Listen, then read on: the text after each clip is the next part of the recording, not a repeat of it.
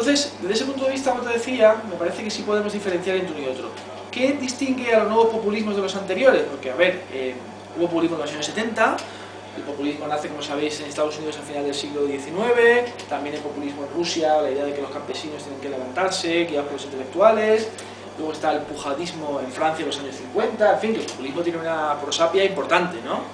Porque sí es verdad que el populismo lo que hace es invocar la ideología de la democracia, que es la idea del gobierno del pueblo, así a secas, frente a la realidad de la democracia, que es una cosa mucho más complicada, más mediada, con cuerpos intermedios, etc. Es decir, de alguna manera el populismo invoca la democracia directa frente a la democracia representativa, ¿no?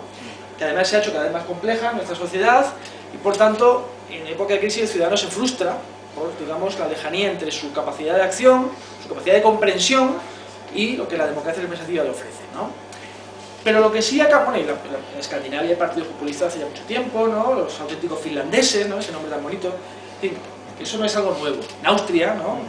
En fin, Georg Haider se mató en un accidente de tráfico, pero era un líder populista en ascenso. Lo que sí cambia quizá, cambian dos cosas. Uno, los medios, ¿no? Las redes. Y en segundo lugar, la interpretación que podemos hacer del populismo a partir del giro afectivo de las ciencias sociales, ¿no? Entonces ahí podemos ver quizá más el truco afectivo del populismo, podemos verlo con más facilidad. Que en el fondo es eso, es tribalismo moral, ¿no? En fin, la idea de los teóricos de los sentimientos morales es muy interesante, muy brevemente. Lo que dicen es que nuestras creencias morales tienen una base evolutiva y estamos, digamos, diseñados evolutivamente para cooperar con nuestro grupo y pelearnos con el grupo de fuera.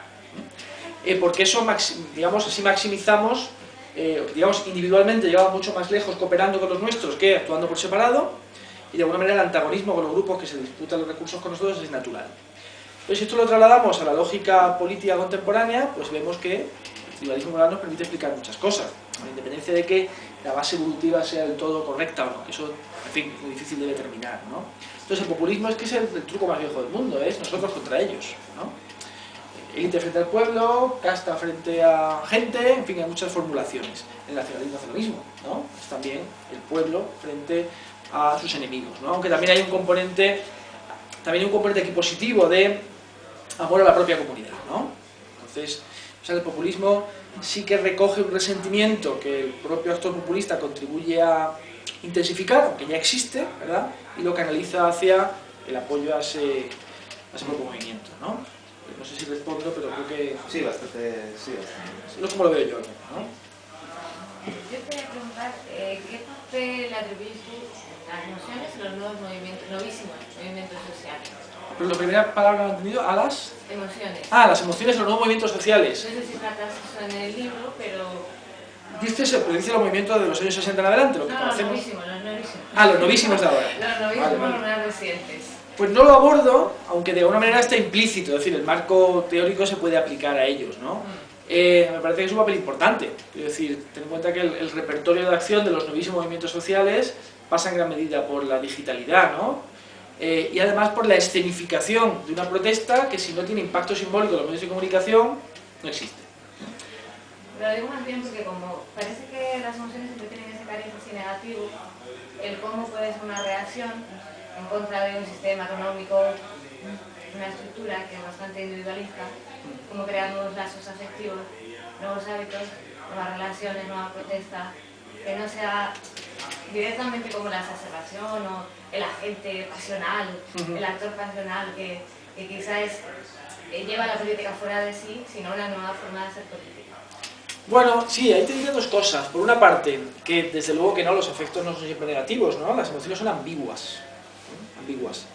Porque uno puede amar la libertad, luchar por ella, o uno puede, pues, amar el privilegio propio y querer mantener el esclavismo, ¿no? Por ejemplo. Es decir, que el odio puede ser la injusticia, o el odio al otro, o el odio a la libertad, ¿no?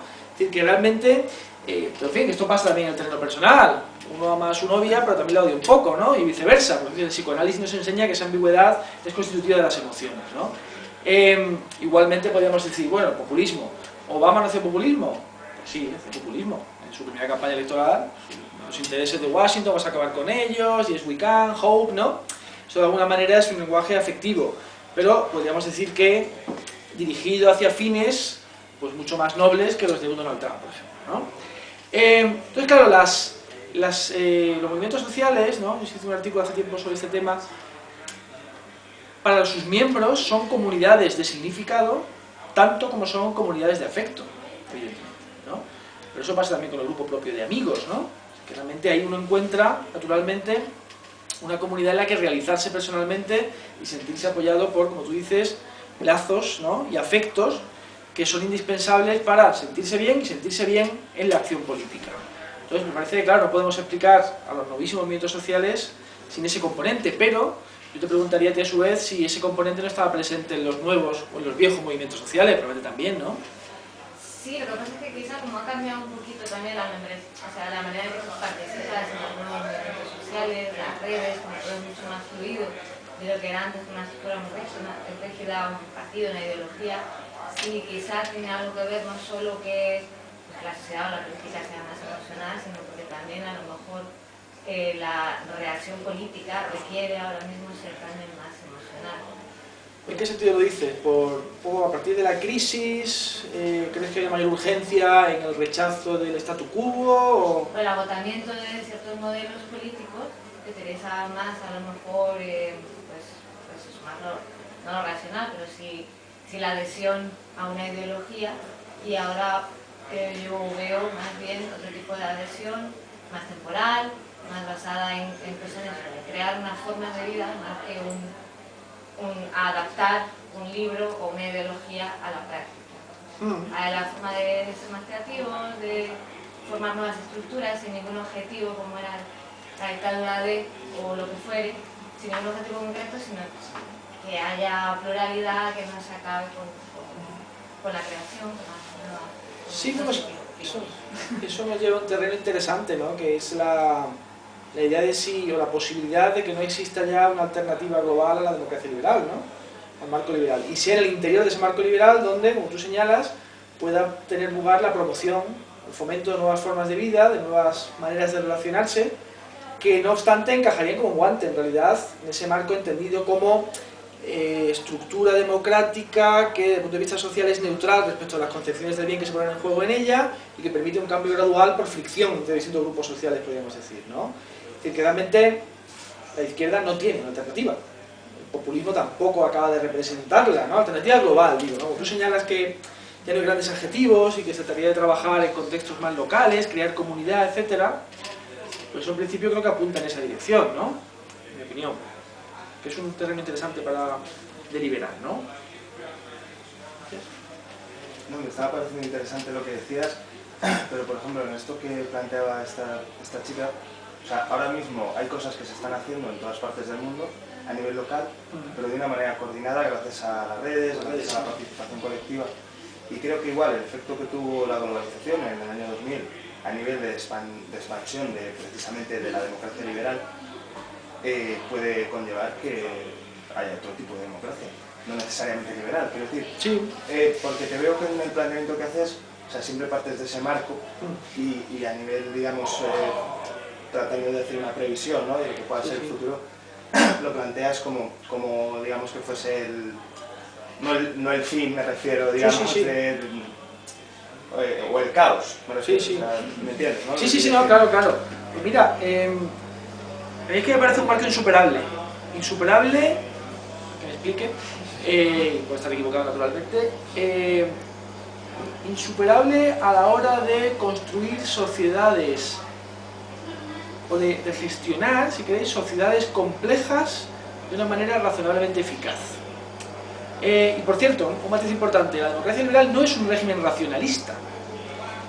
El régimen racionalista por excelencia, lo dice Boris Groys y lo cita en el libro, es el comunismo, que es positivista, cientifista, y esta es la visión del bien, y de aquí no nos movemos, ¿no? El liberalismo siempre ha descreído de las verdades absolutas, ¿no?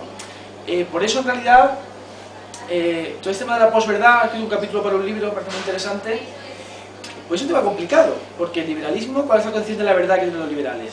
Entiendo, insisto, Stuart Mill, Roth y compañía. Es una verdad, en fin, muy provisional siempre, que debe estar siempre abierta a su vez a discusión, ¿no?